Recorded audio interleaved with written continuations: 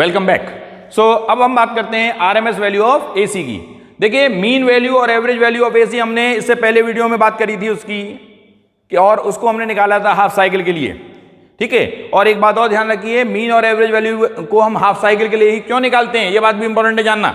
ये इसलिए क्योंकि कंप्लीट साइकिल के लिए मीन और एवरेज वैल्यू 0 हो जाती है, ठीक है। आपको अगर याद हो तो लास्ट वीडियो में जो मैंने आपको भेजा था, I mean is equal to 0.637 I naught, ये था किसके लिए, पॉजिटिव हाफ साइकिल के लिए। अगर मैं नेगेटिव हाफ साइकिल के लिए जाऊं तो आई एम जो आ जाता है वो -0.637 आई नॉट आ जाता है। और अगर इन दोनों को मैं जोड़ दूं तो एक पॉजिटिव है दूसरा नेगेटिव है, तो क्या आ जाएगा, you will have 0। So mean value कितनी आ जाती, 0 आ जाती। किसके लिए, कंप्लीट साइकिल के लिए। तो ये भी ध्यान रखना है कि एवरेज और mean value of AC for a complete cycle is always 0, ठीक है। अब जरा बात करते हैं आरएमएस वैल्यू की। तो देखो भाई, RMS value means the root mean square value of AC, root mean square value of alternating current. कैसे इसको निकाला जा सकता है और कैसे हम इसको डिफाइन कर सकते हैं, जरा देखते हैं। देखो पहले डेफिनेशन, जैसे हमने मीन वैल्यू को चार्ज को कंपेयर करके डिफाइन किया था, किसको कंपेयर किया था, चार्ज को, उसी तरीके से आरएमएस वैल्यू के लिए हम अमाउंट ऑफ हीट प्रोड्यूस को कंपेयर करेंगे। किसको कंपेयर करेंगे, अमाउंट ऑफ हीट प्रोड्यूस्ड। और आरएमएस वैल्यू कंप्लीट साइकिल के लिए निकाली जा सकती है, क्योंकि ये पीक मीन वैल्यू की तरह कंप्लीट साइकिल के लिए 0 नहीं होती है, ठीक है। तो ये हम किसके लिए निकालेंगे, कंप्लीट साइकिल के लिए। साइकिल का मतलब समझते हो, जैसे मान लीजिए एक वेव हमारी यहां से स्टार्ट हुई और यहां जाके एक पूरी हो गई, इसका मतलब ये साइकिल कंप्लीट हो गई, टी टाइम, ये मतलब है कंप्लीट साइकिल का, इसमें कंफ्यूज करने की जरूरत नहीं है। तो आरएमएस वैल्यू ऑफ एसी है क्या, it is that value of steady current which would produce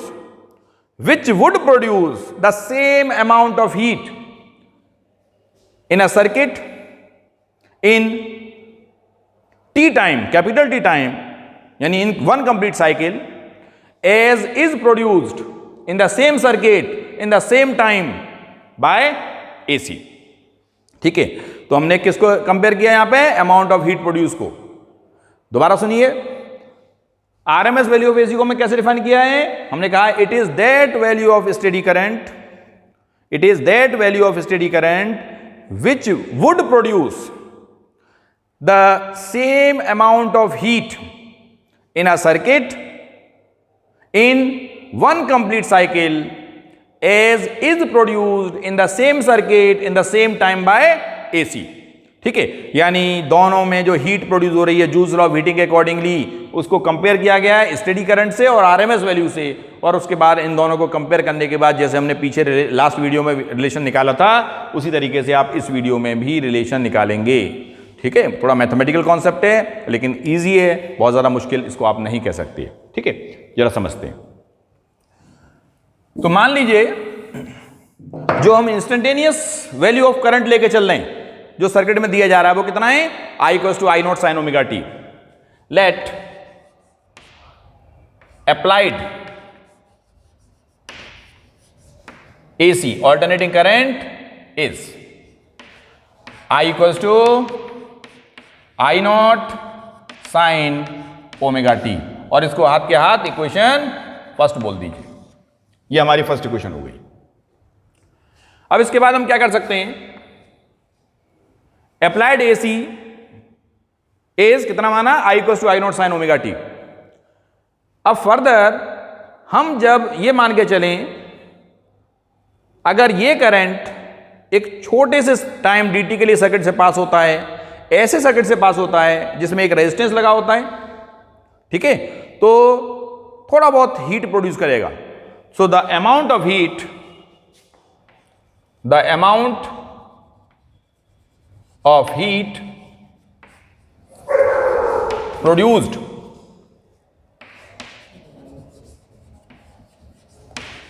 in the circuit having resistance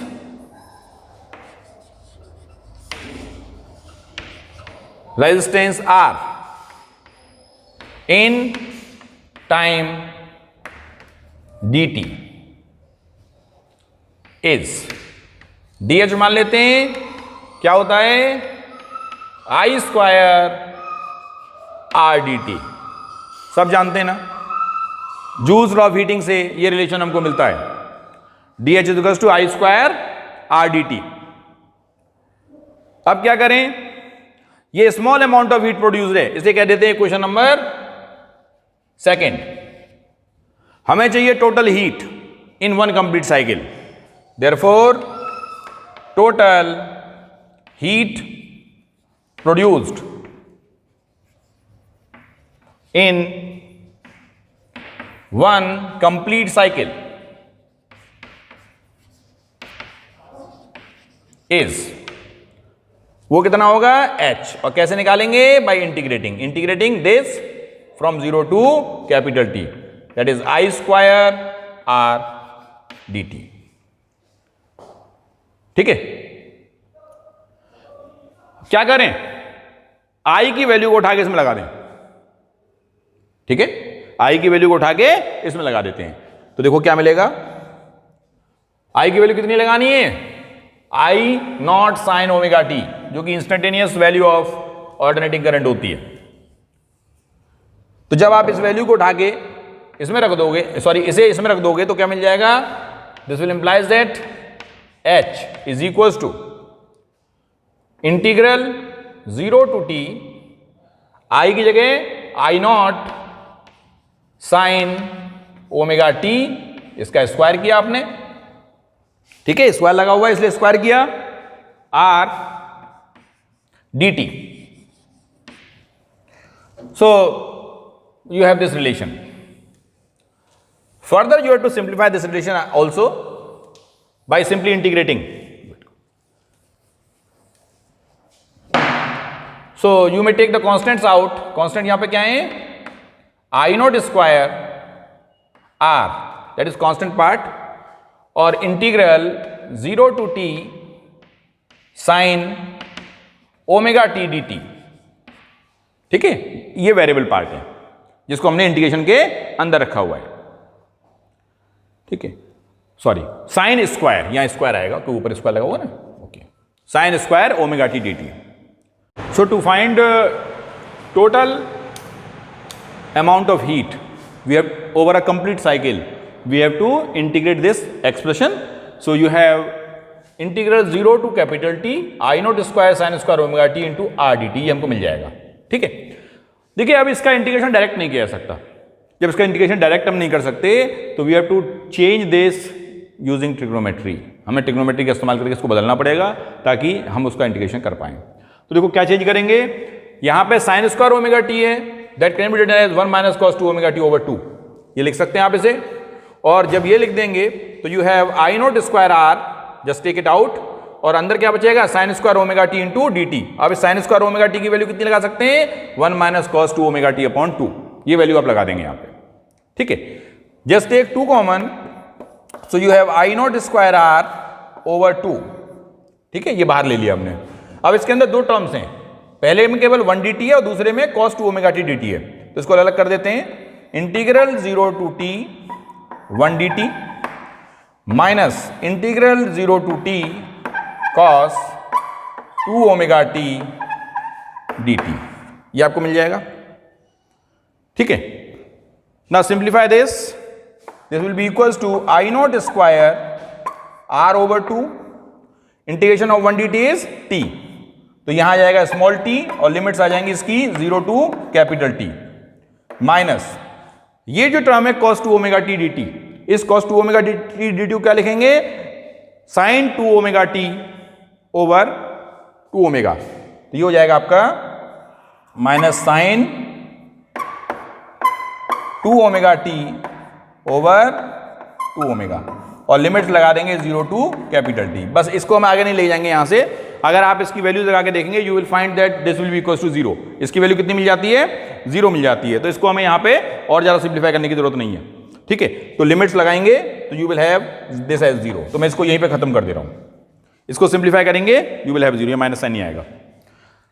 further देखिए इसकी लिमिट्स यहां लगाते हैं तो आपको मिल जाएगा और H is equal to I not square R over 2, limit क्या लगेंगी, upper limit minus lower limit, so you have t minus 0। So हमें क्या मिल गया, हमें मिल गया I not square t over 2, this is H and say this is equation number 3 और 4, जो भी नंबर था आपका, आई थिंक 3 है, ठीक है। अब देखिए इसके बाद हम क्या करें, अब पहुंच जाते हैं डेफिनेशन पे। डेफिनेशन किसकी, जो आरएमएस वैल्यू की हमने जो डिफाइन किया था उसके अकॉर्डिंगली, तो आप लिख दीजिए बाय डेफिनेशन जितनी हीट एसी ने पहुंचाई, ठीक है, उतनी हीट स्टेडी करंट के द्वारा प्रोड्यूस होगी एक कंप्लीट साइकिल में। तो ये जो आपने प्रोसेसिंग की है, ठीक है, उसके अकॉर्डिंगली तो हमें H equal to I square R T upon 2 आ गया। और अगर मान लीजिए बाय डेफिनेशन देखें तो यही heat I mean, I RMS लिख दीजिए, आरएमएस करंट के द्वारा R इंटू टी, ये भी बराबर इसके होगा। ये भी हीट है, ये भी हीट है, ये डेफिनेशन वाली हीट है, और ये जो आपने कैलकुलेशन से निकाली वो हीट आ गई। हीट तो एक ही होगी ना, क्योंकि दोनों डिफाइन जब किया था आपने किसको, आरएमएस वैल्यू ऑफ एसी को, तो कैसे डिफाइन किया था, it is that value of steady current which would produce the same amount of heat in a circuit in one complete cycle as is produced in the same circuit by AC, ठीक है। तो उसको हमने क्या करना है, compare करना है। तो हम इन दोनों इक्वेशन को क्या करेंगे, कंपेयर करेंगे। जब इन दोनों इक्वेशन को कंपेयर करोगे तो इक्वेशन थर्ड और फोर्थ हो, इक्वेशन फोर्थ। सो अब इन दोनों को कंपेयर करेंगे तो देखो क्या मिलने वाला है, on comparing third and fourth. So on comparing equation third and fourth, देखो क्या मिल जाएगा, I R M S square R T should be equal to I not square R T by 2, ये आपको मिल जाएगा। आर टी से R T को काट दीजिए तो आप सॉल्व करेंगे तो आपको मिल जाता है I R M S equal to I naught over root 2, very important relation, I R M S equal to I naught over root 2।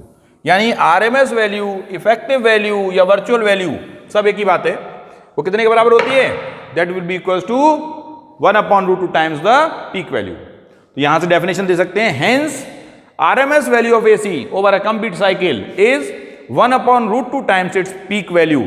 और देखिए 1 अपॉन रूट 2 की अगर तुम वैल्यू लगाना चाहोगे तो 0.707 आ जाती है, और तो I R M S is equal to 0.707 times I naught, ये आपको फाइनल रिजल्ट यहां पे मिल जाता है। जैसे हमने एवरेज वैल्यू और मीन वैल्यू के लिए कहा था कि भाई हमने करंट के लिए जो मीन वैल्यू ऑफ करंट के लिए रिलेशन तो हमने बता दिया, ठीक है। Mean value of alternating EMF के लिए रिलेशन आपको निकालना था।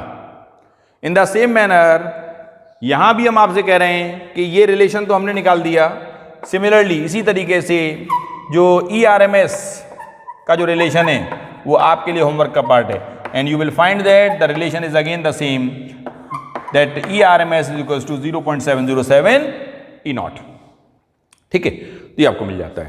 तो देखो याद रखो, जो घरों में सप्लाई हो रही है, जो हमारे घर में बिजली आ रही है, वो RMS वैल्यू है, RMS value of EMF and RMS value of current.